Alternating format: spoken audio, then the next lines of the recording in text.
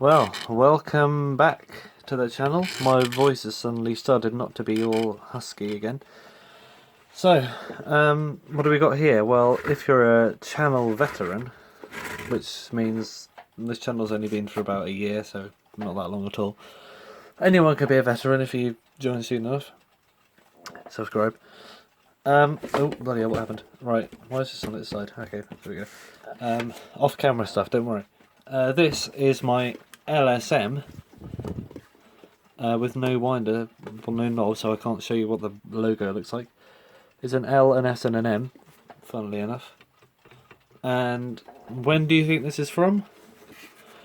That's right, 1964. I know it looks a bit old, but it's 1964. I think according to the thing, which I'll just show you now, because I think no I haven't, okay, don't worry. Show you another time, but yeah, I might show you in this video actually, just a bit later on. LSM, great big rectangular thing. How big is this? Well, I've got some measuring tool somewhere. Well, I've found a measuring instrument, and it is exactly the same height as this sideways door. No, it's not. This door's much bigger. What am I talking about? Well, actually, I've got this, and it is in fact about exactly, if you're using metric, 12.8 centimeters high, also known as 5 1/8 inches high, and it is 5.5 inches wide, and also 13 centimeters high. So there we go, that probably took way too long to measure. So I just noticed those aren't eighths of inches, those are tenths of inches. Sorry about the confusion. There we go. Yeah, my mistake. Right, it's a big clock, alright, big alarm clock. You might have seen bigger ones, but you've probably seen smaller ones. But I thought this was my only LSM. Well, it was, until now, because I have some more. That's right, a bunch more. That is 1, 2, 3. That is 3 in total. And not only that, but also this. I'll get to that in a second. So yeah, got these on the internet same time as I bought the this, and also my pink spur and the white spur. The 3 spurs and the 3 LSMs, not that one. That was ages ago. But yeah, these are big old things. Pretty heavy as well. They're probably a pound or 2. And let's discuss them. So, first of all, we have foil dial full of wormy type, some sort of decay. I don't know what it is. It's a problem. It seems to be affecting all single foil dials ever. But yeah, nice design. I like it. It's pretty cool. It's all foily. Shame about the whatever stuff. The back, it's gold painted, and we got this white, let's say ivory in clock terms. When something's white and it's on a clock, it's usually ivory. Big old movement in there. I'll get to that in a second. And it's an alarm clock. Next up, we have the same but worse. This is all ripped up. Someone tried to paint over the edges of the foil bit. Interesting, we've got the logo down there, LSM, that there, like that, and side, bottom. I've taken out a couple of those screws to fit in something else. I'll show you that later. But yeah, this dial is probably in about the same condition as mine if it wasn't for the rip in the middle. So as you can see, these foil dials do not fare well. Although this appears to have its original hands. Now, I don't know if you ever saw, but I actually replaced these hands with other ones from a Peter alarm clock because they look better. However, and also I think these can't be the original hands because they look ridiculous. They're not only too short, but also just look weird together. but it turns out, even though they look super ridiculous, I think they might actually be original. Because I have seen another clock, this kind, with the all gunmetal back and bezel, for sale on the internet, along with some Spanish alarm clocks, which I kind of regret not buying now, because they would have been an interesting feast, and I haven't seen any since. So yeah, that's a bit of a shame. But yeah, there was one of these, and it had these hands on it, and I thought, what is it with these hands? It was the same hour hand, the same minute hand, and I thought, well, it's not the same clock, because it was all different colours. But yeah, so this hand shenanigans going on right here might have actually been an original option, even though it looks super weird. So that's why I put these hands back on, which it came with. They don't fit particularly well. The minute hand fits very well, but the hour hand has to be bent up at a weird angle to clear the alarm hand, because of how wide the hole in the middle of the hour hand is, and therefore how far it falls down into the shaft. Compared to these more suitable looking sort of Art Deco-y kind of hands, I think this is from the 50s, to be honest. I don't know why the styling was like this. You'd have thought they would have been more mid-century compared to sort of wacky Art Deco foil weirdness going on. However, I really like this style. It's peculiar and it's strange at the same time, so that's double weird. I'll put this back there, put this back there. Also, this is very rusty. This will be the parts clock out of all of them. Really no questions asked, I think. This is the parts clock. It's got to be. It's rusty, it's prusty, and it's a bit crusty. So that's that. And then we have this very nice Glen clock, made by the same people, LSM, the same lads at LSM. A German company based in Dundee. How does that make sense? Well, they're not based... Well, I don't know. They were based probably in Germany, but they had a factory in Dundee where they made the clocks. Maybe they were based there too. I don't know. The factory is called LS Meyer, which is what LSM stands for. People think sometimes it says CSM. I sort of see what you mean. It looks a bit like a C, but it's an L. So there we go. It's an L. LSM Glen clock, which is one of their brands, I think. Probably because it's Scottish, and it's like, oh, it's the Glen, you know, on the Glen. Made in Scotland. Seemed to be a lot of alarm clocks being made in Scotland around that time, mid-century and earlier. Smith's alarm clocks were made in Scotland, I think. That's probably why they say Great Britain on them instead of England. You know, they had a factory in Wishaw, I think. I think that was the first, only, and the only alarm clock factory from Smith's. I think that was it. Unless there was one in London as well, I'm not sure, but I think it was only that one. LSM, of course, this one, and also Westclocks had a factory in Scotland. I don't know, maybe there are other ones as well, but Scotland seemed to be the alarm clock making centre of the UK at this point. Interesting. Now this is in much better condition, dial's in great condition, hands are looking all original. I like this style, it's sort of, I don't know, it looks sort of military-esque, I guess. It's sort of, but it's also got these circles which make it look like some sort of steampunk thing. I don't know what I'm talking about really, but they look like rivets on a ship. Pretty cool. Showing about that number 6 has got a bit of wear on it.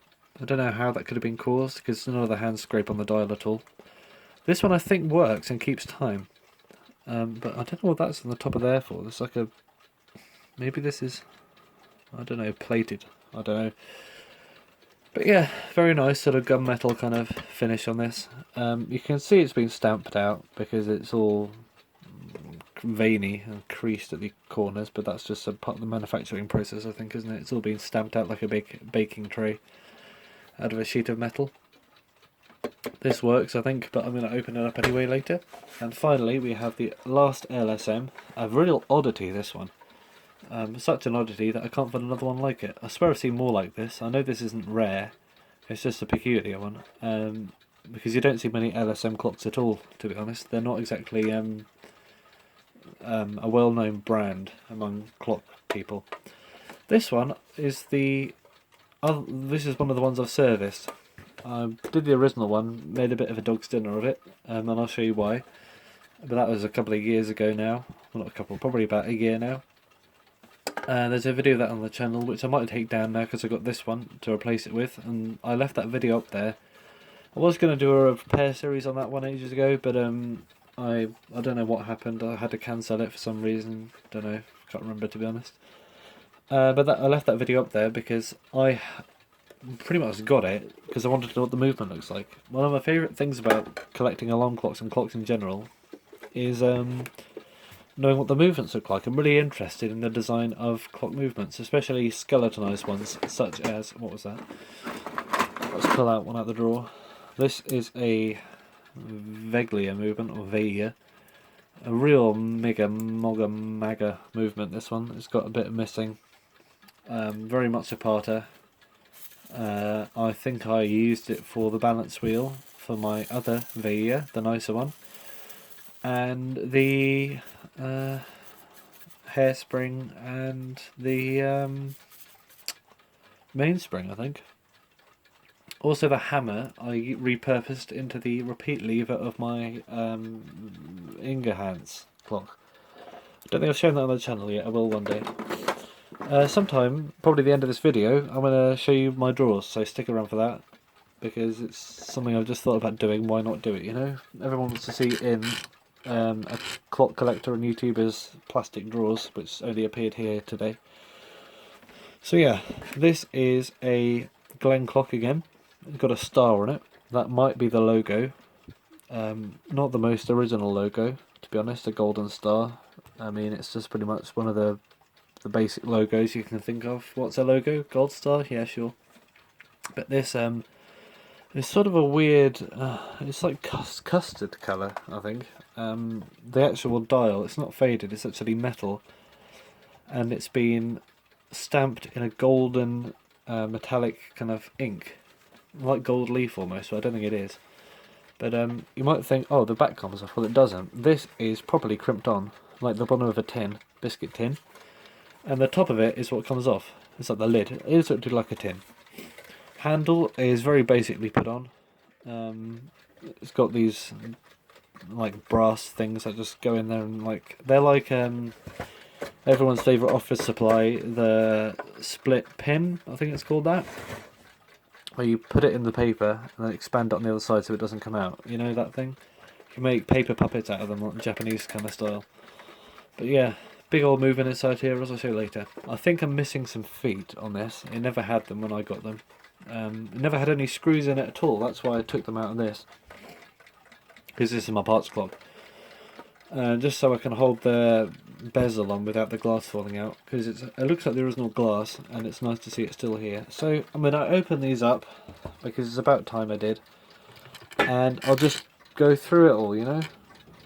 So instead of diving straight into the leek pie, whatever, I will go through the disassembly of one of these on camera, just in case you got one, and you want to do it the way I do it, whether that's correct or not. Let's stick with the nice example, because if it's on camera I'll probably be forced to do a better job of it, and therefore pose less of a risk to the clock. So I'll just get my screwdriver, pliers, and I think that's all I'll need for now. So, tripod behave. Also, yeah, these are very loud tickers. I don't know if you can hear. But yeah, let's put these back here for now. So, comes off through the front, like all good alarm clocks should. So we got 4 screws or bolts. We got one there, and a big challenge for me is not to lose them. So I'll put them somewhere that I can find them. And not that losing them as misplacing, but losing them as in they just trot off over the edge of the desk. So I'll put them in this little thing I found in the forest. I think I found it in the forest.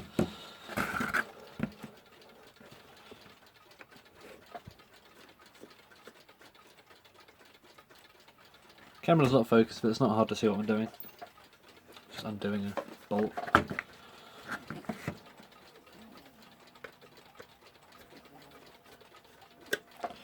So once you've got all 4 out, if they're sticky rather, not stiffy, ooh.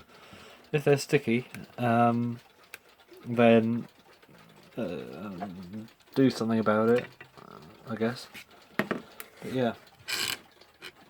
Now you've got those 4 off, you can commence the lifting, and this rim, this bezel, look immense when it's polished. I mean, just look at it, it's so shiny, and it looks like cutlery, it's almost so clean. This will definitely be the star of the show in terms of my LSMs. Ooh, risky glass. Put the glass somewhere it won't get beaten up. And admire this amazing piece of metalwork. Right there, put that back there. It's a big old thing here. And then you're going to take these off. LSM hands seem to be very loose. I don't know why, but it might be worth just giving this a bit of a squeeze with pliers if it is too loose. I might do that later anyway. Put the hand back there. Alarm hand, good old loose LSM hand, so you can just pull them off. Nothing like the old West Clocks thingy mabob making it difficult for you. And the same with the hour hand. So once you get those off, you can look at this nice metal dial. Similar to the Smith dials, it is, and the Well Time of course, the famous Well Time clock company. It is a piece of, I think it's aluminium, with a number carved in the back of it. I don't know what that means, but piece of aluminium, I think, with some sort of, I think it's screen printed, always with this beige coloured like milkiness. That it's either that there's a reflective aluminium underneath, then the printing is always this beige colour, and I don't know why, but it's always that, and it's got the numbers on it. It's a kind of donut dial, I guess. So I'll put that back there. And what was on the back of it? 23549. Not sure what that means. Obviously not sure, to be honest. Maybe, I think it's probably most likely someone who's serviced this in the past and left a mark. That means something to them, but nothing to anyone else. So we're inside this, and what do we see? The glass, not the glass, the light is weird. Can I focus? There we go. You can see it's got an internal bell, like that, and it is pretty good, I guess. Marching, and out of beat. I have not serviced this myself. It will need one, so I haven't been running it much. As you can see, it's got a bit of wear on that pivot there, which I want to try and prevent getting any worse. Can't repair it really, not with my limited expertise in that kind of stuff. I'll just carry on disassembling this.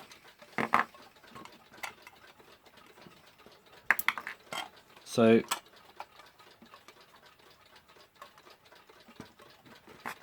there we go. Alright, big old movement comes out, big as your hand.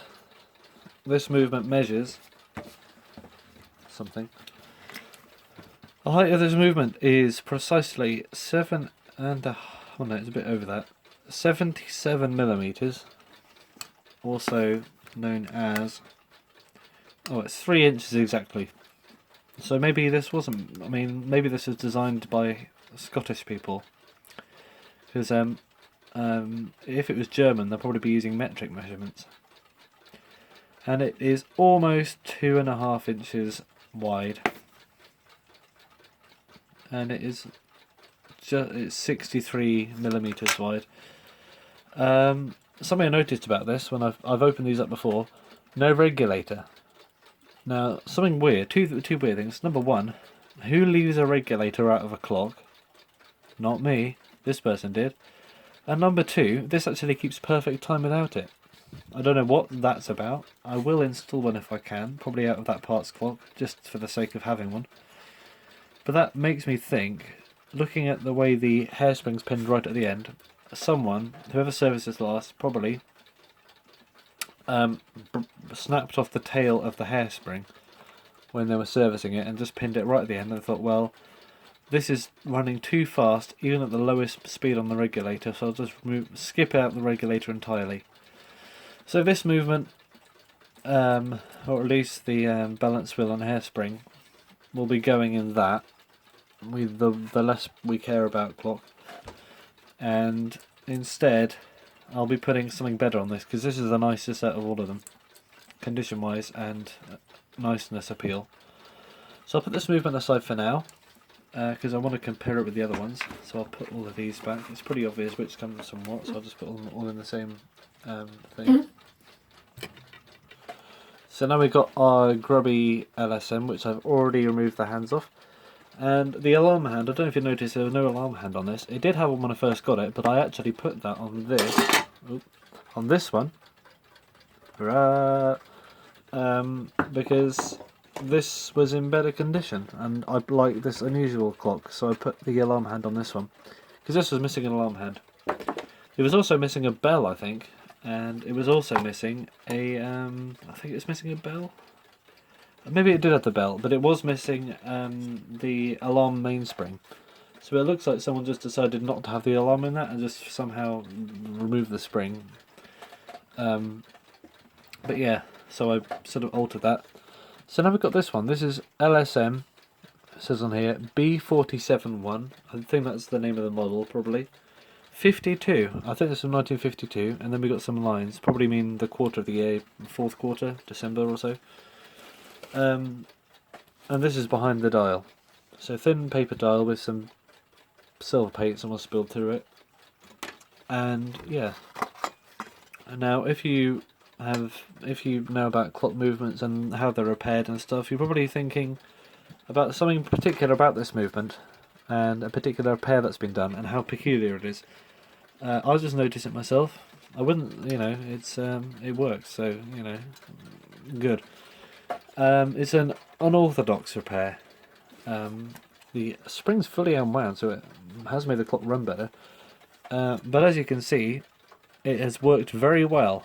And I say that because, will it focus? Or is this the best we're going to get? Best we're going to get, probably. The pivot in the past has worn down so much that it's travelled all the way through the plate into a position that probably would stop the clock. However, this ingenious and peculiar repair by someone with some solder and a bit of brass, I think it's a nail or a pin or something, has pushed the pivot back to in its original position. Similar to a Rathburn, I think it's got a Rathburn bushing, not sure, but they go on the outside of the plate, and they do the same job. So whoever did this, thank you for that.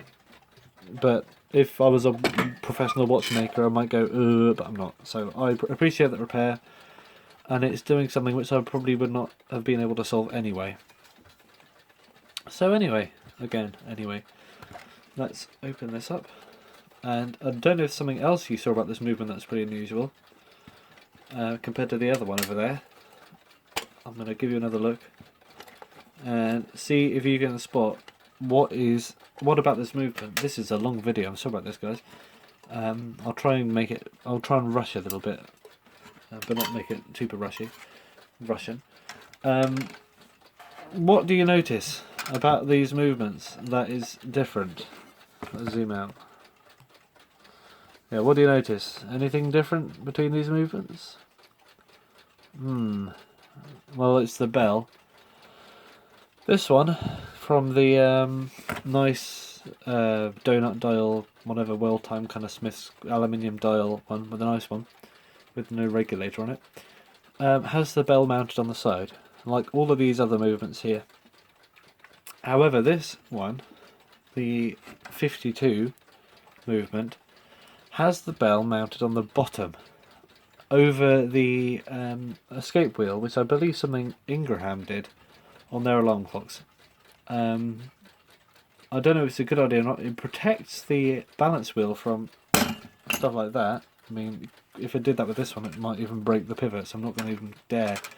But I was pretty confident that I could do this, like that, on this movement, without damaging anything. Because this bell is sort of on a suspension kind of thing, by these mountings. It's a very dirty movement. This is definitely in need of a service, even though it has been repaired in the past. I don't know when this was repaired, because it must have been repaired when this clock was old already, because of the amount it's worn through. That takes time and wear. Not time and wear, that's something else.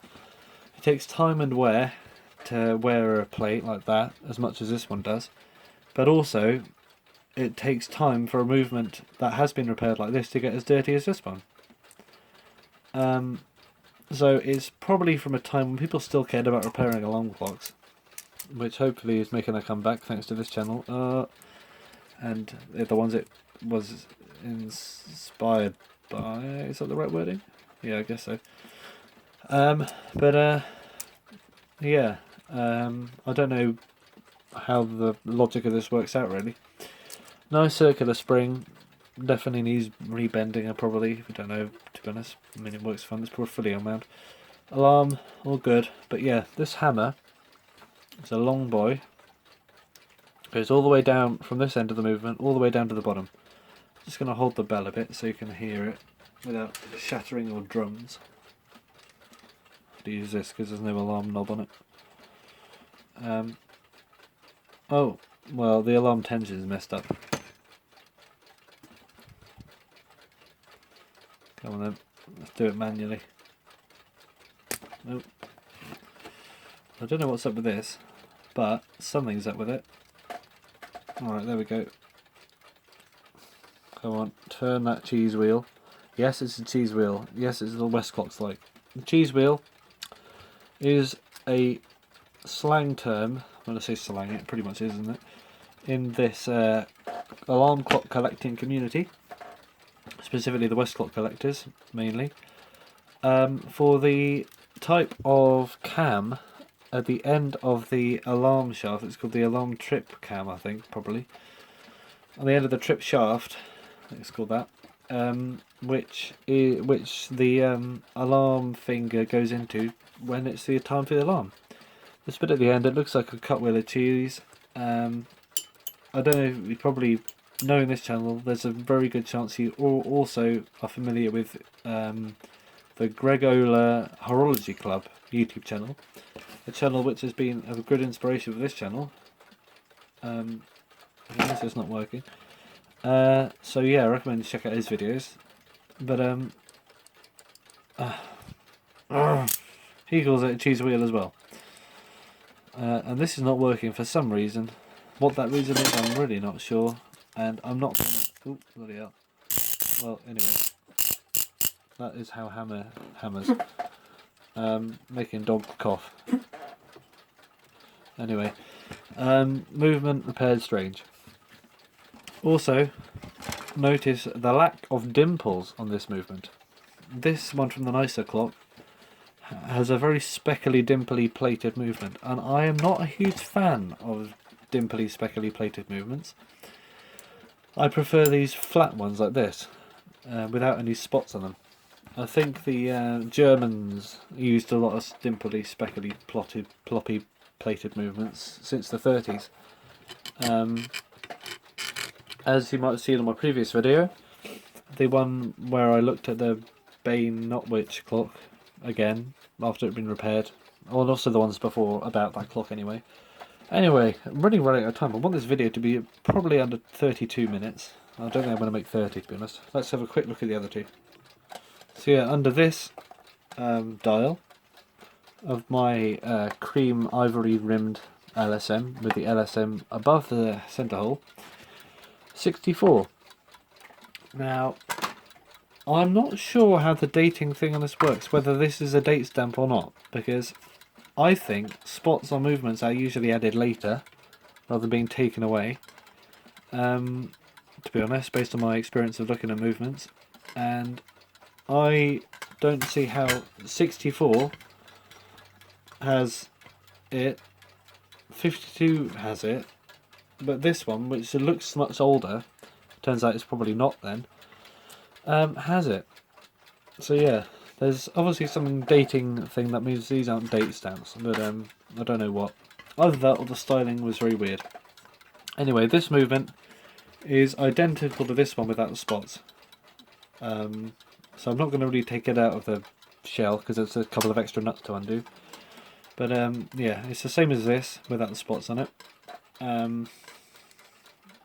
And yeah, but it's got the bell mount on the side, unlike this one. So it's a middle ground between these two. And as you can see, this wheel on the front is all bent up, and the cheese wheel's all scuffed up and everything. Basically, that's the amendments I had to make to this clock for the alarm to work properly, because I did something that I shouldn't have done, which was to remove the cheese wheel from the end of its shaft, and that is not something you need to do, as I found out. So you won't need to do that with these. You have to. This all comes out this way. You just have to twist stuff around, and I might do a video on a I might do a reassembly or disassembly video on one of these movements, because they're a real fun, joyous movement to work on. Really, I'm not being sarcastic. These are actually very easy, pleasant and fun movements to work on, because they're big. There's a lot to move around, lots of wiggle room, big holes in it, and big satisfying clock to look at as well. So if you want my advice on which movement you want to start out with when you want to repair an alarm clock, LSM is probably the best, if you can find them wherever you are. If you're in the UK, you've got a good chance of finding them, but if you're elsewhere in the world, such as America or elsewhere, I'm going to say America because I'm speaking English, and that is probably, I think, the most English-speaking country in the world, because it's biggest. I think it's the biggest English-speaking country in the world. I'm not sure by size, that is. I don't know what population, but yeah, I'm going to assume. Okay, and the alarm clock collecting community is biggest in America, I think. Although it's pretty big in India as well, which is pretty interesting. So anyway, on to this last one, which takes apart differently. So I'll just do this one, and I'm not going to make 32 minutes. I can tell you that. I'm very sorry about this long video. Let's just say it's a special video. And why I'm having trouble taking these out, because these are not the original screws. I put these in by taking them out of something else.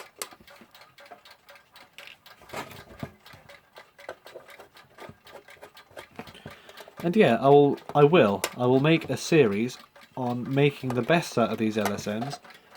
Out of those, this one's pretty much good as it is. I've already done my work on it, but anyway, let's go back to this, because this is interesting how this comes apart. First you've got this glass, and then you've got these hands, right? Same as any other clock, I know, but wait a minute, these are different design hands to the other ones. Alarm hammer's probably different too, but this is off one of the other ones, so it might be the wrong. And then we've got this dial, which is made of metal, but it's sort of clipped into the corners of the actual case itself, which are bent around, which is a very ingenious design. So you can see the corners of the case itself, you can sort of pull them out a little bit, like that. It's like a big biscuit tin. Very shiny. It's a great condition, this one. It looks almost brand new. I have serviced this movement, and I think I did a pretty good job, because look how fast that balance wheel's going. It's like bam, bam, bam, bam, bam. Keeps good time.